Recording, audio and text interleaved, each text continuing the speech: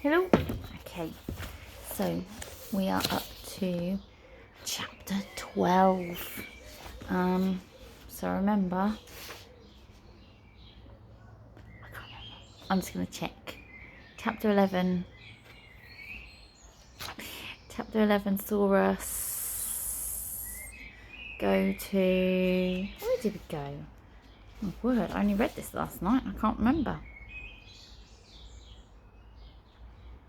Oh, that's right.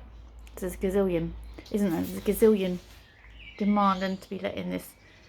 That's right. They found the bookshop at the back of Beyond.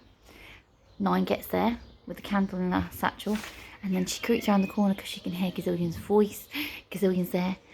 So she don't go around. Gazillion's like, throwing his weight around, but with the threat of Ophelia. So he's not really the worry, is he? It's Ophelia that everyone's bothered about. So anyway, we're up to...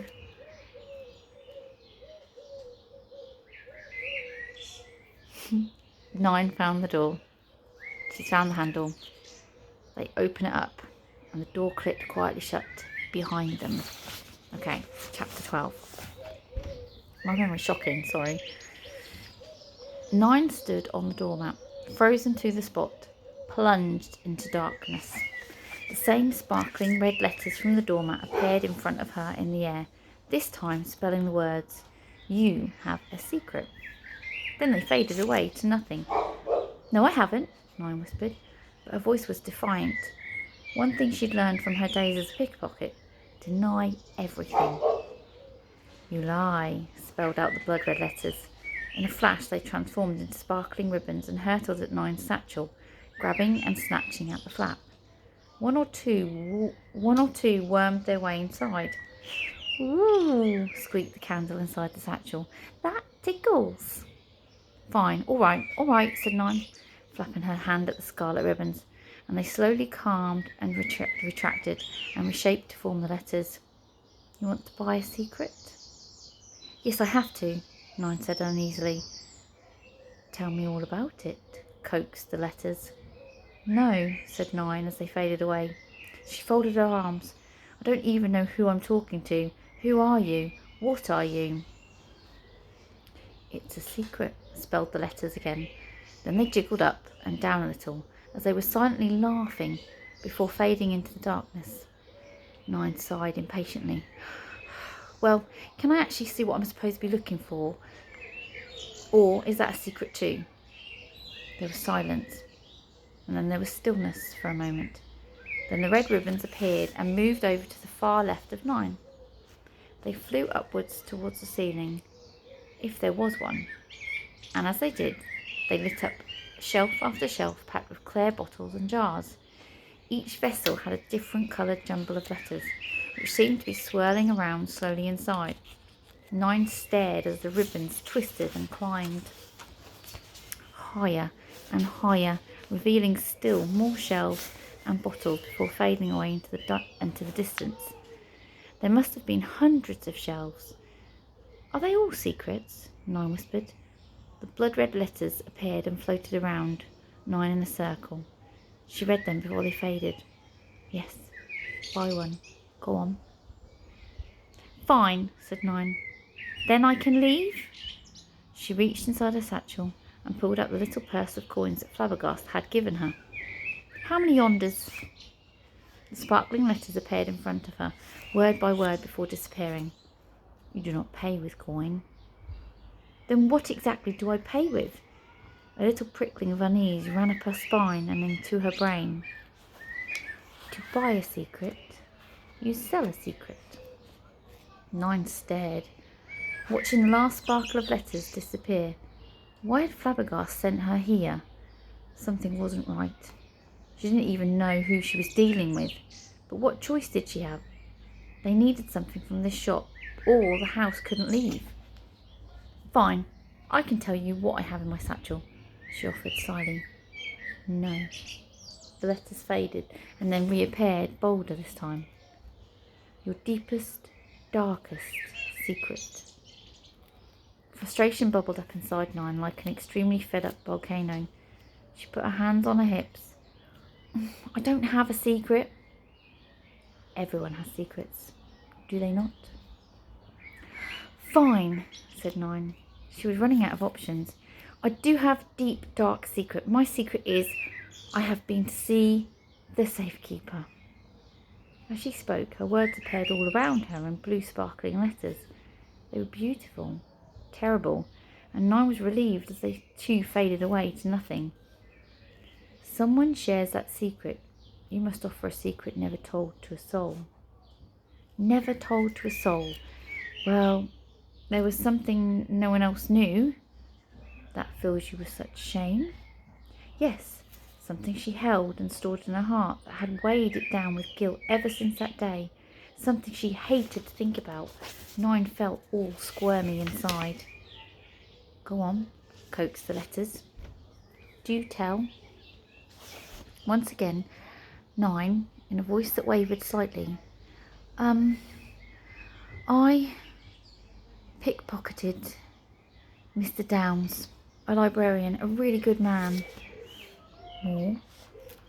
And, I stole a locket. She shuffled really awkwardly at the memory.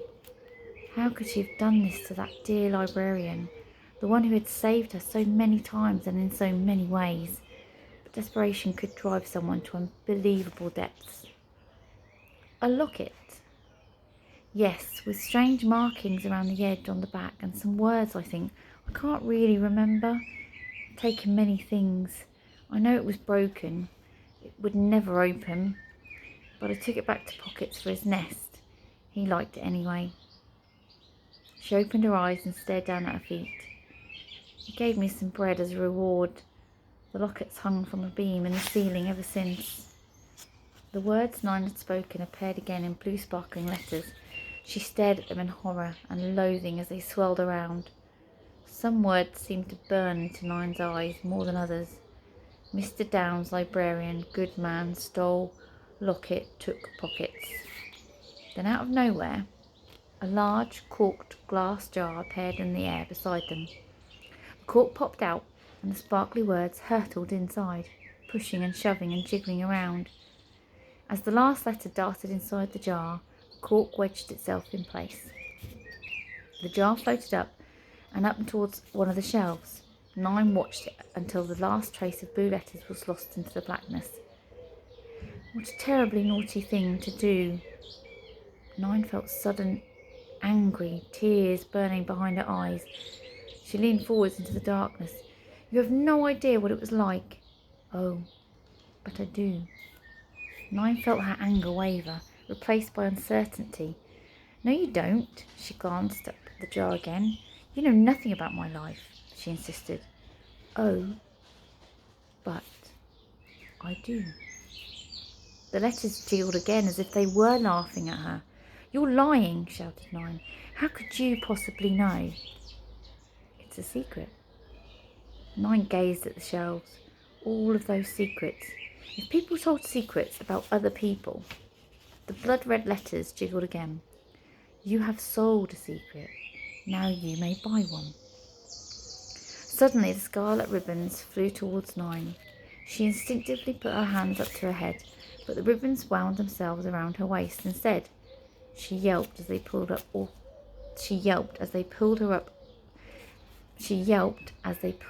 upwards in the air, through airless darkness, past hundreds of higgledy-piggledy shelves of glowing bottles and jars.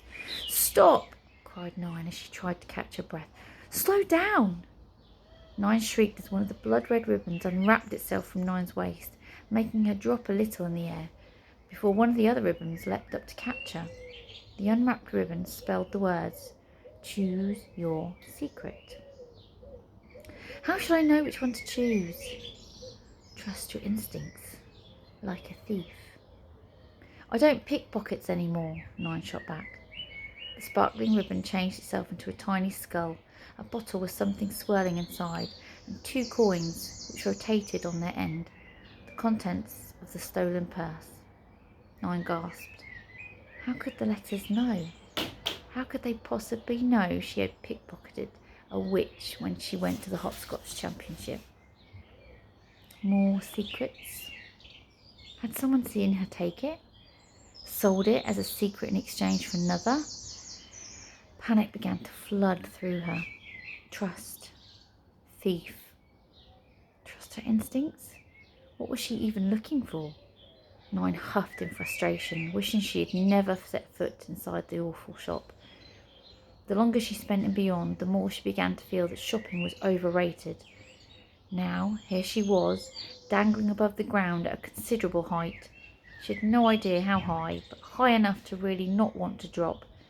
The best thing to do was just to observe, listen to her gut feelings, and somehow choose the secret. And as she resigned herself to this fact, 9 felt her fingertips itch, just a little. Curiosity had always been 9's curse as well as her blessing. She gazed at the jars, with their coloured letters swirling around inside. She couldn't read the words. Everything was moving too fast and jumbled about. But it was a secret. Somebody's secret. Which one should she choose? Which should she find out? Despite everything, 9 felt a strange buzz of excitement. Her fingertips hovered thoughtfully and curiously over each jar as if she were trying to sense the type of secret inside them. The sparkling letters had said to trust her instincts, yet she didn't know what she was actually meant to be looking for. Which to choose? Which to choose? Then her keen eyes saw it. A tall, thin-necked bottle with a bulbous base. Bright turquoise letters swirled around inside. Something about the bottle drew her. She couldn't quite explain why.